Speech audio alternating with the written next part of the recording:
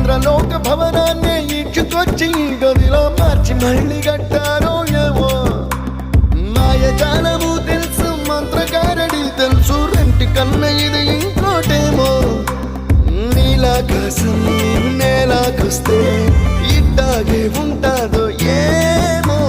ఈ సంతోషం దాచాలంటే హృదయాలు ఓ వంద కావాలేమో ఇంతందంగా ఉంటుందా ఈ లోకం